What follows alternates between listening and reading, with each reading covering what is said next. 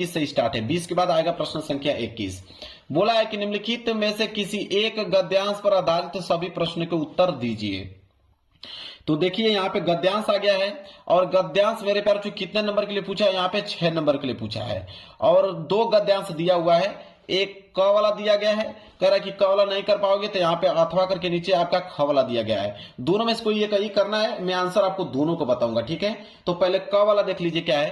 कह रहा है कि बहुत से लोग ऐसे होते हैं जिनके घड़ी भर के साथ से भी बुद्धि भ्रष्ट हो जाती है, क्योंकि उतने ही बीच में ऐसी ऐसी बातें कही जाती हैं जो कानों में न पड़नी चाहिए, चित्त पर ऐसे प्रभाव पड़ते हैं जिनमें उसकी पवित्रता का नाश होता है। बुराई अटल भाव धारण करके बैठती है, बुरी बातें हमारी धारणा में बहुत दिनों तक टिकती है।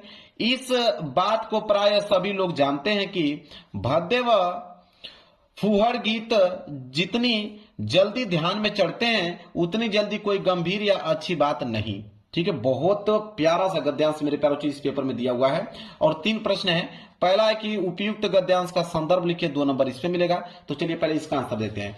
प्रश्न 21 का क, तो देखिए इसका उत्तर हम लिखेंगे कि प्रश्न संख्या 21 का क, ठीक है। तो सबसे पहले आप संकेत लिख लेना, संकेत से मालूम चल जाएगा एग्जामिनर को कि आपने कौन सा गद्यांश किया हुआ है। संकेत कैसे लिखा जाता है? संकेत लिखने का मतलब है कि शुरू के कुछ लाइन लिख लो, जैसे बहुत से लोग, तो बहुत से लोग डॉट डॉट करते हुए लास्ट की लाइन अच्छी बात नहीं, तो देखिए अच्छी बात नहीं, इससे एग्जामिनर को मालूम चल जाता है कि आपने कौन सा गद्यांश किया हुआ है। तो संकेत लिख लीजिएगा।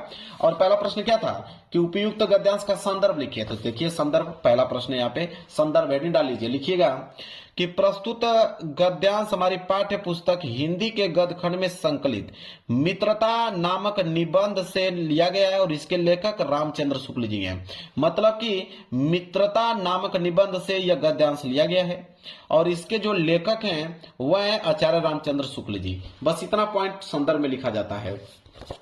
इसके बाद दूसरा प्रश्न है कि गद्यांश के रेखांकित अंश की व्याख्या कीजिए, 2 नंबर इसमें मिलेगा। जहां तक अंडरलाइन किया गया है, तो अंडरलाइन यहां से लेकर यहां तक किया गया है, ठीक है। यहां से लेकर अंडरलाइन यहां तक किया गया है, इसका हमें क्या करना है? व्याख्या बताना है। तो चलिए यहां तक का हम व्याख्या देख लेते हैं। तो व्याख्या इसका होगा मेरे प्यारे बच्चों, जहां तक अंडरलाइन किया गया है उसका व्याख्या होगा दूसरा, डालिएगा एडिंग रेखांकित अंश की व्याख्या, फिर लिखिएगा कि आचार्य शुक्ल जी कहते हैं कि समाज में बहुत से ऐसे लोग होते हैं जिनका कुछ देर का साथी भी व्यक्ति किसी बुद्धि को भ्रष्ट कर देता है, क्योंकि अच्छी बातों की अपेक्षा बुरी बातों का प्रभाव जो है वो चंचल मन पर बहुत जल्दी पड़ता है और अधिक देर तक रहता है।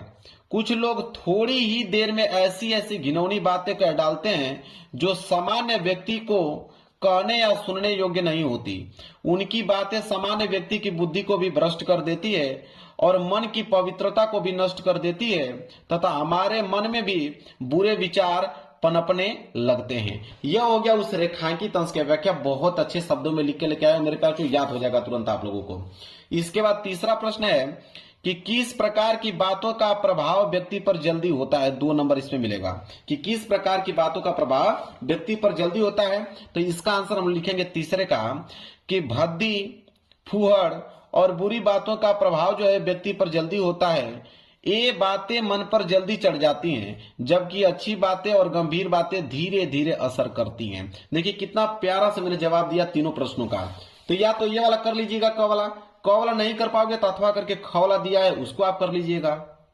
देखिए ख वाला है इसको कर लीजिएगा, अगर उसको नहीं करना चाहते हैं तो ये वाला कर लीजिएगा ख वाला कि जो तरुण संसार के जीवन संग्राम से दूर है उन्हें संसार का चित्र बड़ा ही मनमोहक प्रतीत होता है। जो वृद्ध हो गए हैं, जो अपनी बाल्यावस्था और तरुणावस्था से दूर हट आए हैं, उन्हें अपने अतीत काल की स्मृति बड़ी सुखद लगती है। वे अतीत का ही स्वप्न देखते हैं। तरुणों के लिए जैसे भविष्य उज्जवल होता है वैसे ही वृद्धों के लिए अतीत वर्तमान से दोनों को असंतोष होता है। तरुण भविष्य को वर्तमान में लाना चाहते हैं और वृद्ध अतीत को खींचकर वर्तमान में देखना चाहते हैं।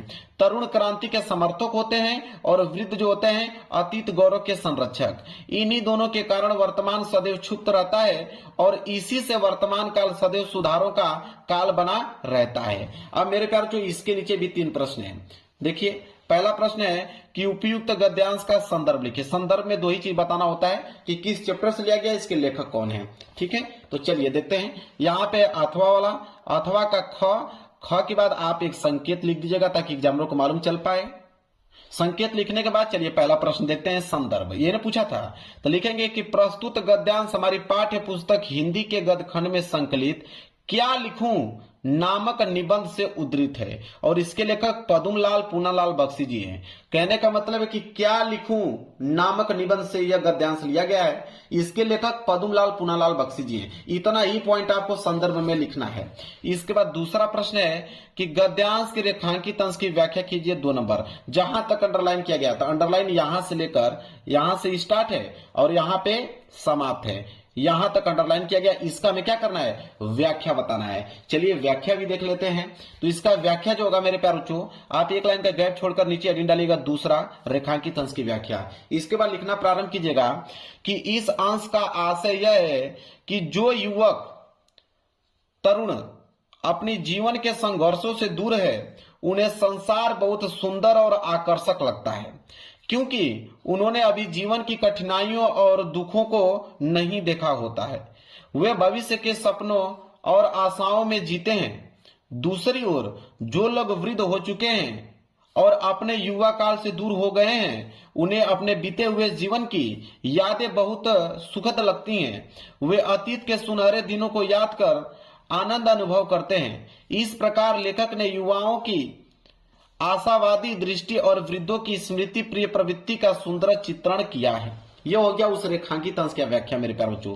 क्लियर है। चलिए एक प्रश्न और नीचे दिया हुआ है, तीसरा, कि तरुण और वृद्ध के दृष्टिकोण, सोचने समझने का नजरिया में अंतर बताइए। 2 नंबर इस पे भी मिलेगा। तो इसका आंसर हम लोग लिखेंगे मेरे प्यारे बच्चों, तीसरे का उत्तर लिखिए कि युवा और वृद्ध व्यक्तियों में वैचारिक अंतर यह है कि युवा भविष्य को सुधारने में लगे रहते हैं और वृद्ध अपने अतीत को वर्तमान में देखना चाहते हैं। युवाओं के लिए भविष्य उज्जवल होता है, वे भविष्य को वर्तमान में खींचकर लाना चाहते हैं, वे क्रांति के पक्षधर होते हैं। इसके विपरीत वृद्धों को उनका बचपन आकर्षक लगता है, वे अतीत के गौरव का संरक्षण करते रहते हैं। ये हो गया तीसरे प्रश्नों का उत्तर। तो मैंने दोनों प्रश्नों बता दिया, एक क वाला और ख, दोनों मैंने बता